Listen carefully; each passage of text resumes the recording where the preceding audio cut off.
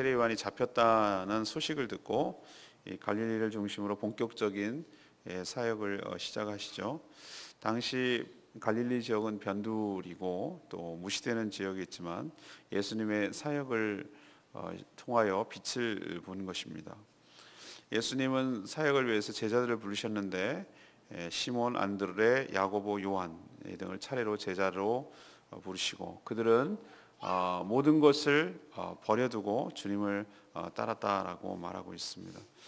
예수님은 두루 다니시면서 복음을 전파하시고 또 귀신을 내어 쫓으시고 또 병을 고쳐주시자 소문이 주변에 많이 퍼져서 예수님을 따르는 자들이 많았다. 이런 얘기가 오늘 스토리가 되겠습니다.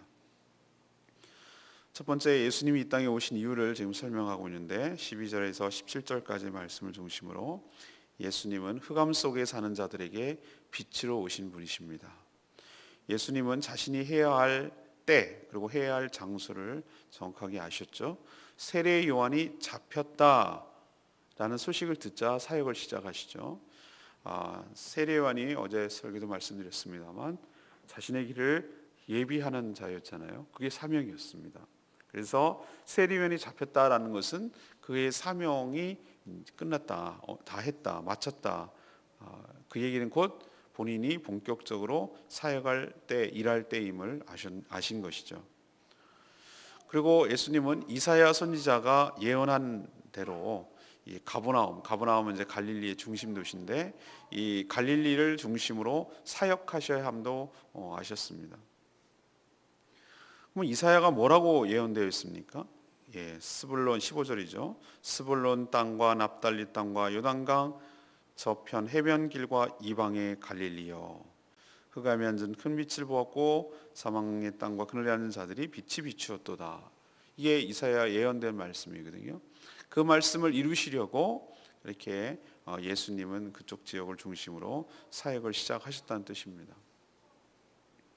이 갈릴리 예언도 있지만 이 갈릴리 지역은 주전 1세기 그러니까 예수님 오시기 한 100년 전부터 유대인의 땅으로 회복되어서 유대인들이 살게 되었지만 사실은 그 전까지는 이방인의 땅이었습니다. 이쪽 갈릴리 지역은 남북 유다로 갈렸을 때 남쪽 나라 유다, 북쪽 나라 이스라엘 이렇게 갈렸을 때 북이스라엘 지역에 속하는 것이죠. 그리고 그러니까 아시리아에게 멸망당한 후에 아시리아가 혼혈 정책을 썼죠. 섞어버렸습니다. 그래서 신앙까지 변질된 흑암의 땅이었습니다. 예수님 당시에도 여전히 변두리인 것은 맞죠. 그때의 중심은 어디였습니까? 남쪽에 있는 유다의 예루살렘 성전을 중심으로 한 남쪽이 그들의 나라의 핵심 지역이라고 할 수도이기도 하고 핵심 지역이라고 할 수 있습니다. 그러니까 예수님 당시에도 이 갈릴리 지역은 변방, 지방에 불과했죠.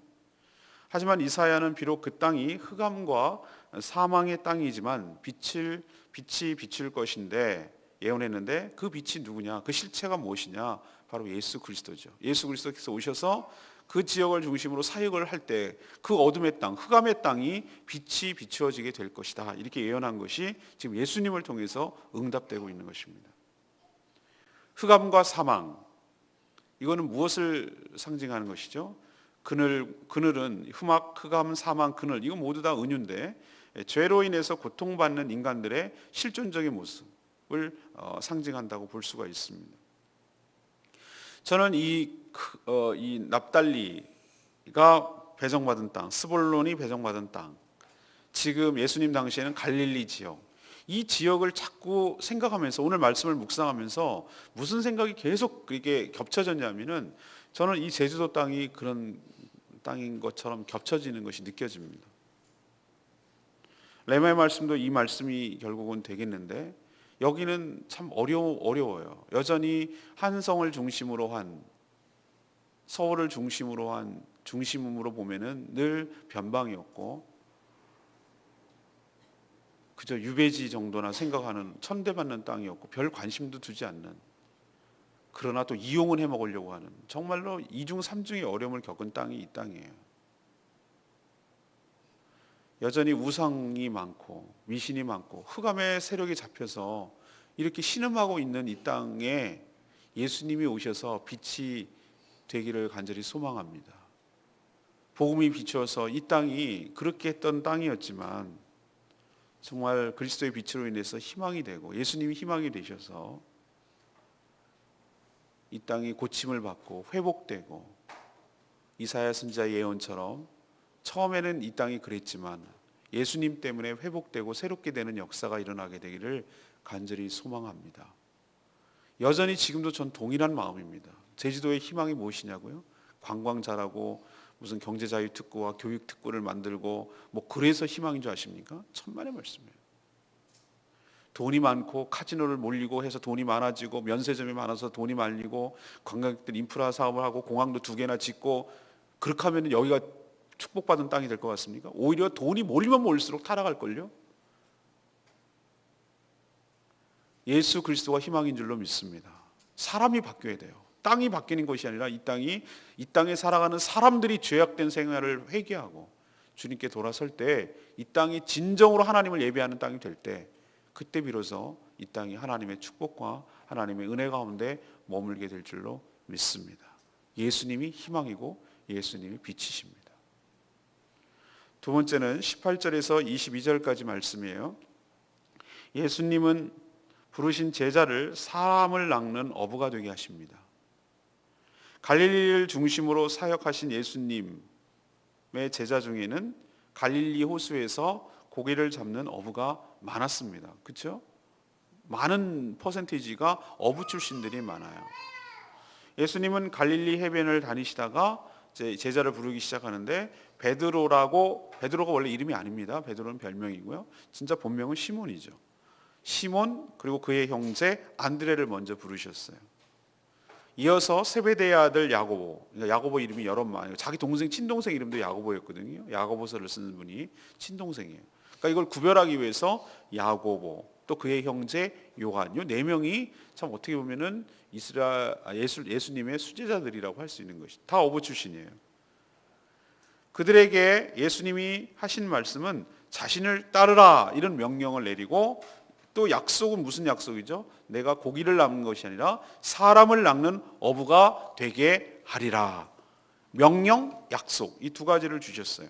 근데 놀랍게도 이 네 명은 전부 다 버리는데 그물을 버리고 배를 버리고 심지어 아버지를 버리고, 아버지를 버린다는 얘기는 유기한다는 개념이 아니라 아버지를 떠난다는 개념이죠.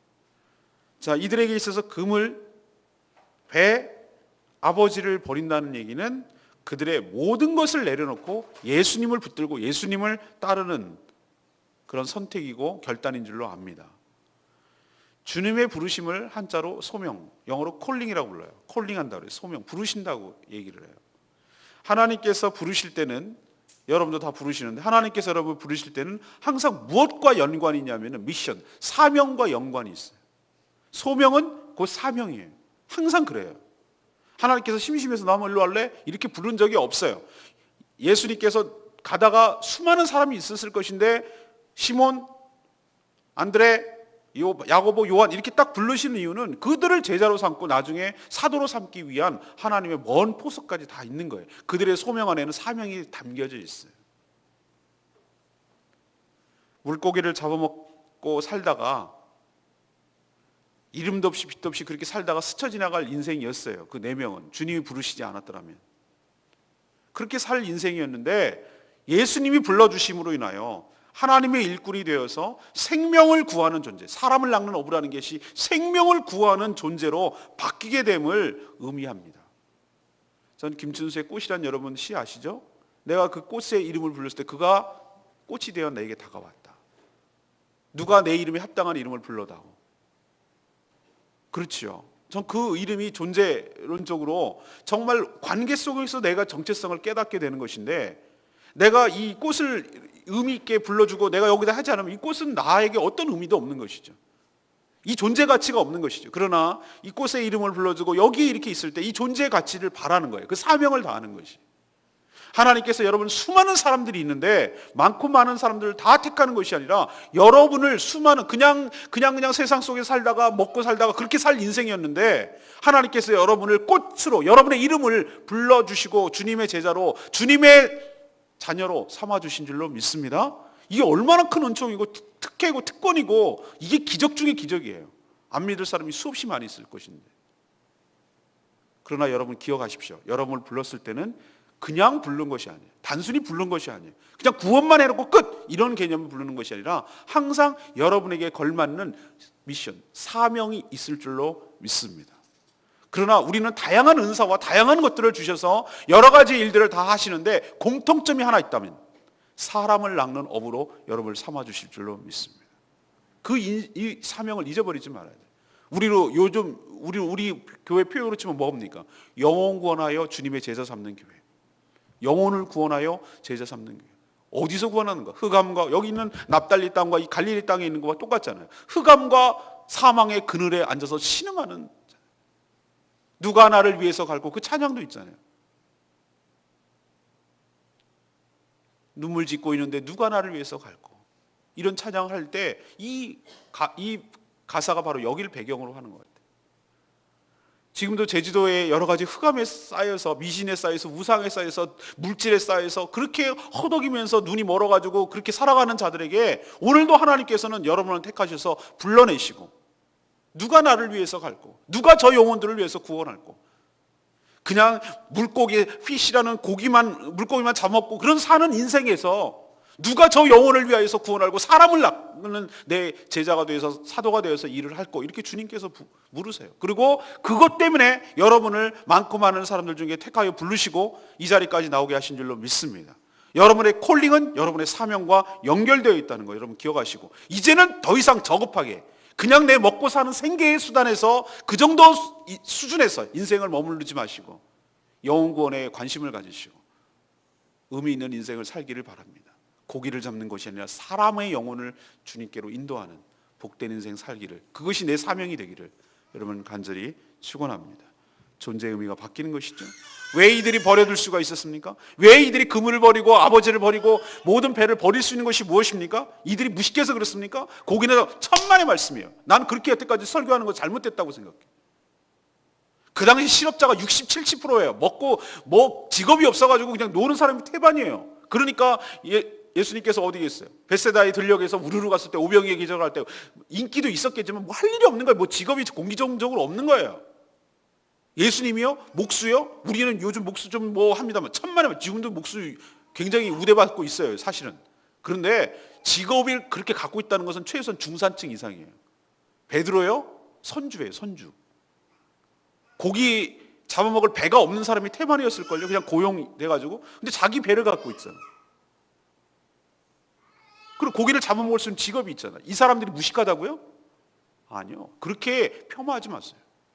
나름대로 기득권을 갖고 있는 사람들이 그게 놀린다는 게 여러분 쉽습니까? 배를 버려두고 간다는 게 쉽습니까? 나의 삶이 어떻게 보면 미래가 보장이 하나도 안 되는데 그것을 주님을 따른다는 게 쉽습니까? 그렇게 폄하할 거 아니에요. 무식해서 저렇다. 천만의 말씀. 이 사람이 진짜로 똑똑한 사람들이에요. 그렇게 버려둘 때는 우리 생각해 보십시오. 내가 배를 버려두고 그물을 버려두고 이것을 버려두고 예수님을 붙들 때는 어떤 마음이 있는 것이 사람은 그래요. 뭐가 있냐면 그게 더 가치 있으니까. 이것보다도 이것을 버려두는 것보다도 이게 더 가치 있다고 판단하기 때문에 그걸 내려놓을 수가 있는 것이. 우리 어린이들도 뭐죠? 이거 할래 둘 중에 선택이 될 때 어느 쪽에 가치가 있다고 생각하는 것을 내려놓고 둘 동시에 가질 수는 없어. 이것을 내려놓으면 이걸 가질 거 이걸 놓으면 이걸 못 가져. 어떻게 할래? 라고 했을 때 애들도 생각해. 어느 쪽이 더 유리한가? 사랑하는 여러분, 여러분도 주님을 택하시기를 바랍니다. 자기의 것을 내려놓을 만큼 예수님이 가치 있는 분임을 여러분 기억하시기를 바라고 주님을 택하시는 역사였기를 바랍니다. 예수 그리스도가 여러분의 생명이고 길과 진리와 생명 되시는 줄로 믿습니다. 예수님의 나의 전부가 되시는 줄 믿습니다. 그물보다도 더 귀하고 배보다도 더 귀하고 내 아버지보다도 더 귀한 분이 예수 그리스도예요. 그분 때문에 내가 완전히 딴 사람이 되었고 내가 사는 것처럼 살게 되었고 내 인생의 의미가 됐고 내 인생의 조명이 오게 됐고 내 인생의 빛이 비추게 되었고 내가 진정한 가족을 갖게 되었고 내가 영혼을 꿈꾸게 되었고 부활을 소망하게 되었고 영생을 소망하게 되었고 천국의 여러 가지 복락들을 꿈꾸며 소망할 수 있게 된 것이 예수님 때문이기 때문에 그렇기 때문에 모든 걸 내려놓고 예수님을 붙든 줄로 믿습니다. 전 여러분도 동일하다고 생각해요. 그러나 여전히 양다리 걸치는 거 하나님 원치 않으세요. 여러분이 의지하고 있는 배, 여러분이 그것을 그러니까 모든 걸 다 버려두고 아무것도 하지 말 그런 개념이 아니라 주님을 위해, 나머지는 다 상대적인 것이, 주님 이것 살아가는 데 필요한 모든 것들은 상대적인 거예요. 진짜로 내가 붙들 것은 예수님을 붙들고 나머지는 나의 인생의 목적이 아니에요. 그냥 살아가는 삶의 수단일 뿐이에요. 여러분도 예수님을 붙듦으로 모든 것을 내려놓는, 그래서 진정한 주님의 제자가 되는 축복이 있게 되기를 간절히 바랍니다. 여러분의 소명이 사명이 되기를 간절히 바랍니다. 마지막 세 번째는 무엇입니까? 23절에서 25절까지 말씀입니다. 예수님은 복음을 전파하시려고 이 땅에 오셨어요. 예수님은 제자들과 함께 어딜 다녔죠? 온 갈릴리로 지역을 두루 다니시면서 사역하셨어요. 세례요한처럼 요단강가에서 기다리지 않았어요. 복음이 필요한 자에게 적극적으로 찾아나셨어요. 주로 사람이 많이 모여있는 회당에서 가르치시며 천국 복음을 전파하셨습니다. 또 무엇이죠? 모든 질병과 약한 것을 고쳐주셨습니다. 또한 귀신 들려서 고통당하는 자들을 해방시켜 주셨습니다. 이것을 간단하게 요약하면 남을 가르쳐주는 교육, 복음을 전하는 전도, 그리고 치유와 봉사, 이런 것을 행하신 것이죠. 예수님이 전하는 것을 왜 복음이라고 부를까요? 왜 복음입니까? 복음이 무엇입니까? 한자로 복된 소리, 기쁜 소리, good news. 정말로 이들에게는 반가운 소식이고 기쁜 소식이기 때문에 그렇습니다. 죄로 파생된 여러 가지 고통 중에서 신음하던 이 인생이 예수님의 외침, 예수님의 이 외침이 뭐죠? 회개하라, 천국이 가까웠다는 말에 순종하고 진심으로 회개했을 때 이들에게 정말로 천국의 실체가 그들의 삶 속에 들어온 거예요. 천국을 맛본 거예요. 천국에서나 가능할 거라고 생각했던 일들이 회개하고 복음을 받아들였더니 정말로 나타나는 거예요. 귀신이 떠나가고 먹을 것이 생기고 질병이 떠나가고 모든 흑암과 모든 사단의 권세로부터 해방되는 것을 경험하니까 깜짝 놀란 거예요. 이들이 진짜 기쁜 소식이 된 거예요. 진짜 혜택이 온 거예요. 전 복음은 이런 것이라고 생각합니다. 우리는 복음을 전한다고 말했을 때 전도지 나눠주는 홍보를 전도라고 생각하고 복음이라고 생각하는데 천만의 말씀이에요. 복음은 정말로 복음이 되어야 돼요. 안 믿는 사람들에게 왜 복음이 되어야 되냐, 정말로 그런 게 느껴져야 돼요. 내가 정말 그 죄와 사망과 죽음과 그 사단의 권세로부터 해방된 것을 정말 실감나게 누려야 돼요. 그것을 행복을 누려야 돼요. 이게 진짜 복음 아니겠습니까? 복음이 어떻게 살살살 잘 구슬러가지고 우리 교회 갔다가 노는 게 그게 전도입니까? 천만의 말씀이에요. 그거는 교회가 그래서 욕먹는 거예요. 사업이라고 그러고. 우리 예수님께서 전하시는 복음이 그렇게 능력이 없습니까? 교회가 무슨 사업하는 곳입니까? 사람 끌어모으는 곳입니까? 무슨 회원 모집하는 무슨 카드 회사입니까? 아니라고 생각해요. 우리도 그런 경험을 했지만 그들에게도 진정한 복음으로 다가서서 그들을 진정으로 해방해서 진정으로 기쁜 소식이 될 수 있도록 우리가 예수님이 하셨던 여러 가지 일들을 우리가 감당해야 될 줄로 믿습니다. 죄에서, 흑암에서, 질병에서 건져주고 예수님의 몸인 우리 교회가 예수님처럼 감당하라고 우리 교회에게 사명을 주시고 우리 교회가 그래서 존재하는 줄로 믿습니다. 여러분, 예수 그리스도의 권세, 이름에 권세가 있는 줄 믿습니다. 복음에는 능력이 있는 줄 믿습니다. 하나님을 살리시는 능력이 있다고 그랬잖아요. 우리에게 능력 없어요. 우리가 무슨 능력이 있어요? 우리에게 능력이 있는 게 아니고 착각하지 마시고 우리가 전하는 복음, 예수 그리스도의 능력이 있는 줄로 믿습니다. 사람을 바뀌고 그 질병에서 해방시킬 수 있는 능력이 예수님께 있단 말이에요. 근데 우리는 예수님이 있잖아요. 그것을 전하고 그들을 실제적으로 구원해내는 것이 이게 복음이고 전도인 줄로 믿습니다. 아까 말했던 16절 말씀, 흑암에 앉은 백성이 큰 빛을 보았고 사망과 사망의 땅과 그늘에 앉은 자들에게 빛이 비추었도다. 이사야가 스불론 납달리 지파가 분배받은 땅, 이 땅 갈릴리 지역을 예언한 말씀인데 아까도 말씀드렸지만 거기만 흑암과 사망의 땅일까? 제가 사는 이 땅에 또 보면은 정말 여기가 그렇지 않을까라는 생각을 이번 말씀을 준비하면서 계속 드는 거예요. 역사적으로 이 땅은 수많은 외침과 내전을 통해서 피 흘림의 역사가 많았어요. 대표적으로 4.3 사건이에요. 대표적으로 4.3인데 거슬러 올라가면 그런 일만 있었던 거예요. 환해산성이라고 여기 가보십시오. 조천 지역에 가면은 해안가에 이렇게 담을 쌓아놨어요. 담을. 그 흔적이 남아있어요. 지금. 그게 왜 쌓아놨을까요? 하도 일본 외적들이, 외구들이 들어와가지고 추수 때만 와가지고 다 싹 쓸어가니까. 여기가 200년 동안 출nhập 금지령을 당했어요. 왜? 하도 탕반 오리들이 뜯어먹고 이런 식으로 하니까 사람들이 배 타고 도망가는 거예요.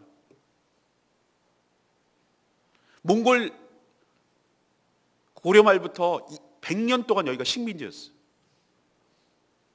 최영 장군이 여기를 해방시켰어요. 고려요? 몽골한테 바쳤어요. 이런 땅이에요, 여기가.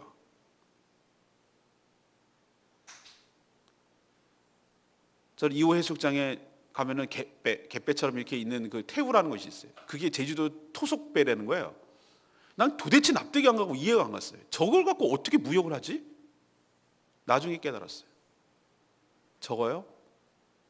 저런 배가 아니었어요. 그 훨씬 전에는 중국을 무역하고 일본을 무역하고 밑에 오키나와 대만을 무역하던 곳이 여기였어요. 저 배 갖고 어떻게 합니까? 저 배는 어떤 배냐면은 하도 도망가니까 몰래 도망가 야반 도주하니까 여기 근해에서 고기는 잡아 먹어야 되겠고 큰 배 좋은 배는 관리들이 관리하고 이 허접한 배나 여기에 근방에 해가지고 고기나 잡아 먹으라고 한 배가 전통 배라고 착각하고 있어요. 그게 알고 보면 제주도의 아픔이자 슬픔의 상징이에요. 이 모든 것들을 가만히 깨닫고 나면은 여기가 너무 많은 아픔이 있구나, 이 속쓰림이 있구나, 억울함이 있구나, 늘 천대가 있구나 이런 생각이 드니까 그러니까 어때 동정심을 가지라는 얘기 아니라 그러니까 더욱 이 갈릴리 땅처럼 흑암의 땅처럼 이 예수님이 말하는 이 말씀처럼 복음이 더 필요한 곳이에요. 그러니까 더 하나님의 은혜가 더 필요한 곳이에요. 그렇기 때문에 우리는 마음이 닿도록 이들을 위로하고 더욱 적극적으로 복음을 전하고 이들을 진정으로 사랑하고 진정으로 해방되고 그동안의 모든 아픔과 이것들 눈물을 닦아주고 해방시키는 역할을 우리 교회가 감당해야 될 줄로 믿습니다. 여기는 정말 복음이 5%밖에 안 되고 정말 그러니까 더 안 믿는 사람들이 많고 복음이 정말로 전해지기 어리고 그러니까 있으면 안 된다, 목회가 안 된다라고 철수하고 떠나면 누가 그러면 이들을 해방할 건데요? 누가 이들을 섬기고 누가 이 복음을 전할 건데요?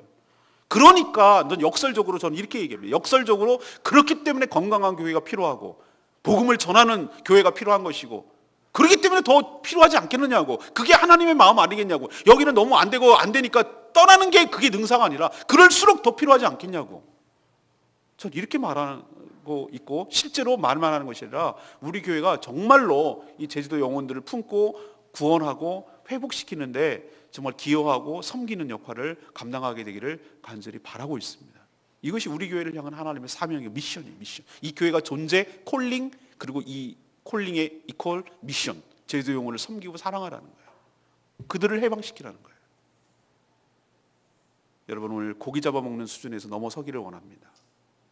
그냥 하루하루 어떻게 먹고 살까, 내 생계와 내걸 어떻게 보장하고 내 노후를 어떻게 대처, 이 정도의 수준에서 넘어서시길 바랍니다. 하나님은 그런 거를 능가하시는 분이고 하나님은 복의 근원 되신 줄로 믿습니다. 여러분이 사람을 낚는 일을 사명을 감당할 때 여러분이 먹고 사는 고기의 문제는 해결될 줄로 믿습니다.